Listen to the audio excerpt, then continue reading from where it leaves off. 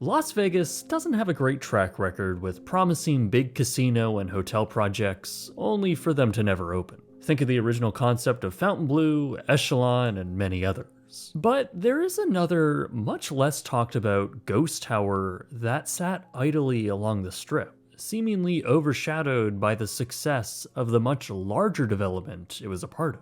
But its failure cost hundreds of millions of dollars, spawned equally pricey lawsuits, and left an abandoned hotel and condo building sitting prominently along the Las Vegas Strip for nearly a decade. What's up, guys? My name is Jake, and in this 16th episode of Cancelled, let's take a look at the Harmon, a rarely talked about luxury hotel and condo tower, one which failed spectacularly and was ultimately cancelled. This episode is sponsored by Storyblocks. To get 2 extra months free when you sign up for an annual plan, go to storyblocks.com/brightsunfilms to take advantage of this limited time offer. The Harmon wasn't just a standalone hotel along the strip. It was part of a much larger master plan project first announced in 2004. MGM Resorts, or MGM Mirage as they were then known as, had been looking to develop new properties in Las Vegas all throughout the early 2000s.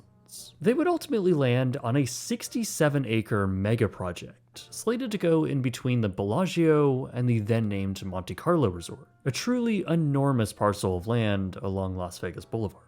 This project was also set to replace the iconic Boardwalk Hotel and Casino. Within this new concept, now called Project City Center, MGM would construct various boutique and mainstream hotels, condos, retail, and of course gaming space. All in all, this project would add millions of square feet of new amenities, as well as thousands of new hotel rooms and condo units. The city center would continue to change over the next few years. Its rough layout and number of towers would continue to evolve as MGM brought on various notable architects, each tasked with their own section of the development. For example, Caesar Pelli, best known for the Petronas Towers, would design what would later be called Aria. This is while Daniel Libeskind, best known for his original works on One World Trade Center, would be tasked with the shopping area. Many more notable architects would come on board to design the property, including the firm Foster & Partners. They were tasked with designing what was internally called the Lifestyle Hotel. This 49-story tower would be home to a 400-room luxury boutique hotel and 207 equally luxury condominium units above.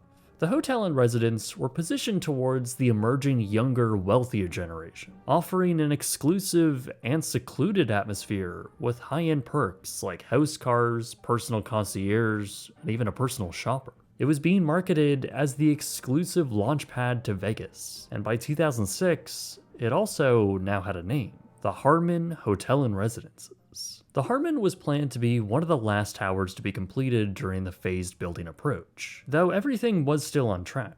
The former Boardwalk Hotel had been demolished in early 2006, and within months, foundation work on Aria had begun. Progress on City Center then moved at a brisk pace, an enormous construction effort that was operating 24 hours a day with up to 8,000 workers on site at any given moment.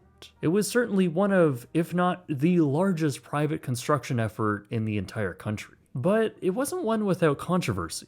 With the massive construction site, workers had sounded the alarms on various safety deficiencies, citing what would later amount to 6 different deaths during construction. This prompted a short walkout, halting construction in mid-2008. Ultimately, though, an agreement would be reached within 24 hours. Meanwhile, at the sales center for CityView, the Harmon's 207 condos had just gone on sale, with some of the top units going for around $9 million. The Harmon already had its foundation poured and vertical construction well underway. By the time the recession hit, sales had slowed, as did revenues at MGM properties. The project as a whole took a big hit and sent expenses skyrocketing, bringing the overall city center budget to an estimated $9.1 billion. While MGM assured everyone that the project would continue and be completed, there was a lingering issue at the Harmon. It was becoming clear that slumping condo sales at the boutique tower wasn't their only issue. As the building reached 22 floors, the hired engineering firm discovered various cases of improperly installed rebar. According to county inspectors, some rebar had been improperly spaced with potentially faulty ties which hold the bars together. These issues were claimed to be affecting at least 15 different floors. The fix for this wouldn't exactly be easy though, as rebar is the internal structure support for the concrete pillars. Removing and replacing them would be extremely complicated, time-consuming, and very expensive. It was becoming clear that this was becoming less of a minor mistake and more of a massive problem which threatened the entire structure. The county claimed that the building was indeed still safe to work on, and that workers would begin the process of fixing the inconsistencies in the rebar supports. For months following the discovery, corrective work was performed all throughout fall 2008, significantly slowing down the construction process of the tower, one that was now prominently standing over the strip. But MGM was ready to make some more drastic changes.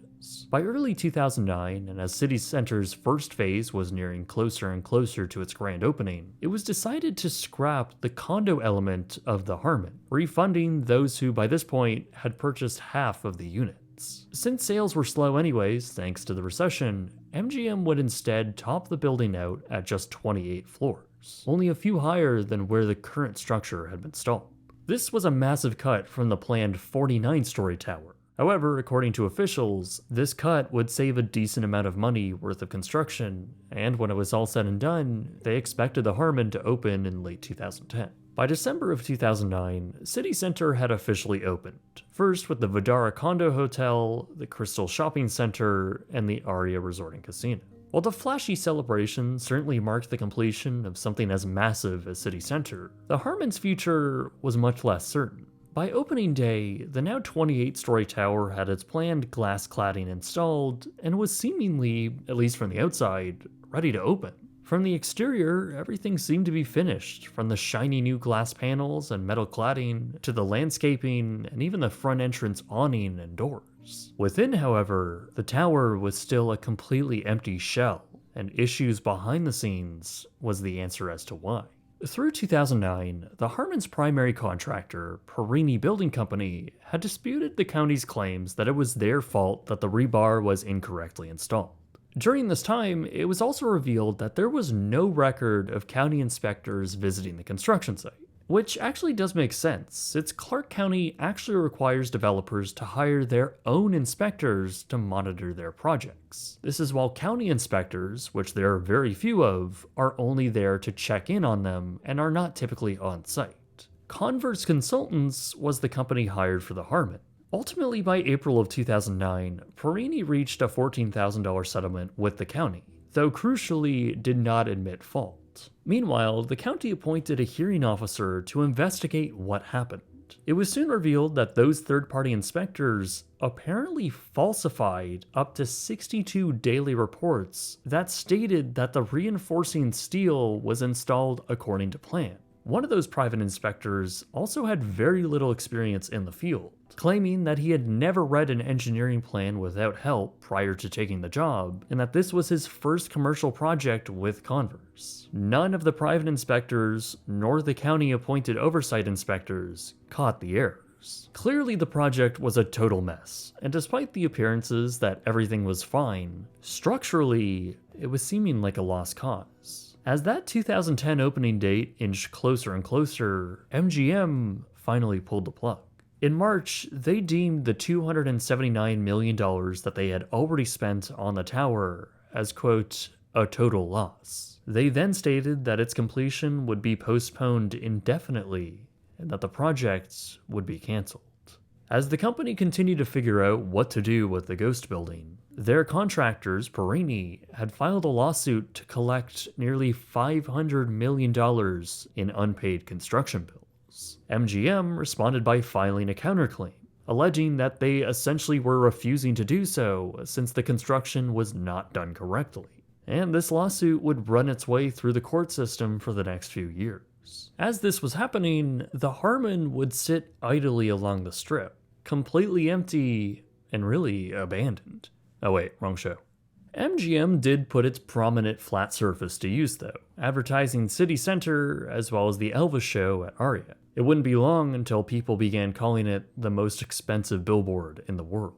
But as the Harmon sat vacant along the strip, MGM stated their intentions for the tower. By the end of 2010, they announced that the Harmon was likely to be demolished. This was followed by a county engineering consultant who claimed that the tower was not salvageable and that the structure could either partially or completely collapse from a strong earthquake. So yeah, that's not great. Perini, however, disagreed with the assessment and claimed that it was indeed salvageable and that their firm was willing to repair it.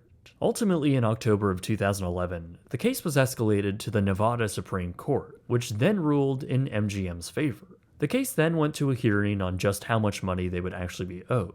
This also wouldn't be easy, as delay after delay would slow down their trial. MGM wanted the tower gone, but Perini argued that by doing a flashy demolition, it would only destroy evidence and influence a potential juror pool. Finally, though, in December of 2014, both parties had reached a settlement.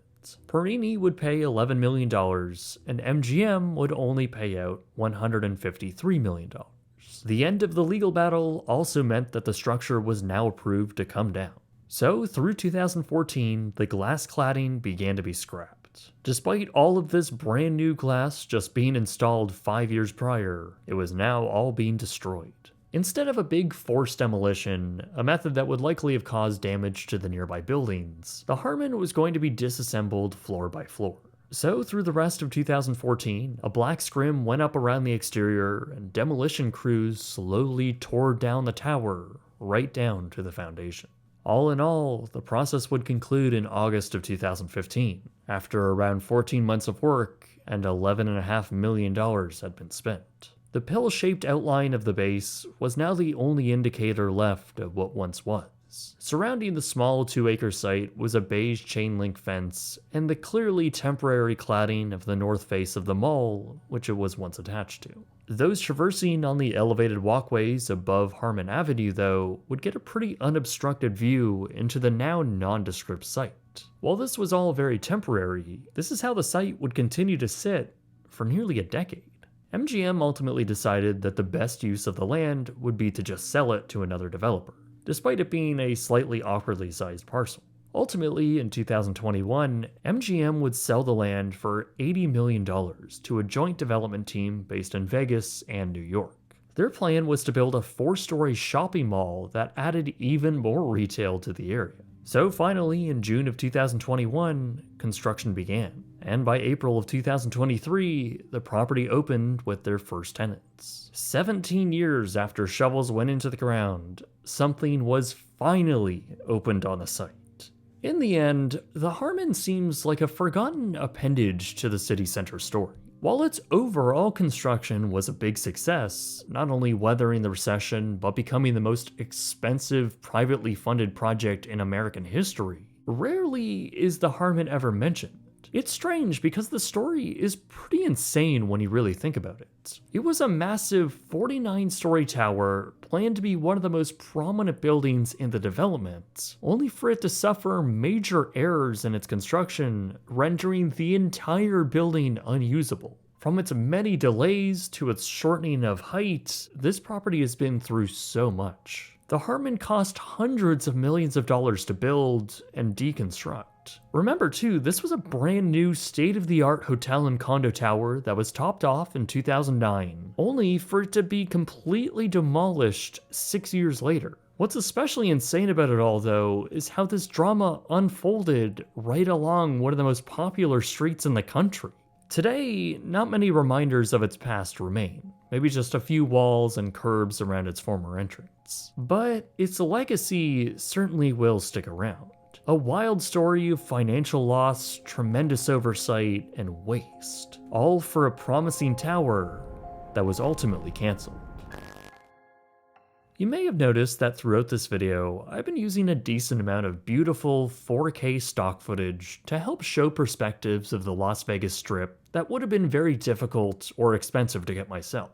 In fact, you might notice these beautiful shots in a lot of my videos, as I have been using this video's sponsor Storyblocks for nearly 8 years now. Storyblocks is a stock media subscription service that I absolutely love. Not only are their plans very affordable, but Storyblocks offers unlimited downloads of high-quality media, all for a predictable subscription cost. What I especially value, though, is the safety you feel with their straightforward and generous licensing policy, so you don't have to worry about the legal rights of using downloaded media down the road.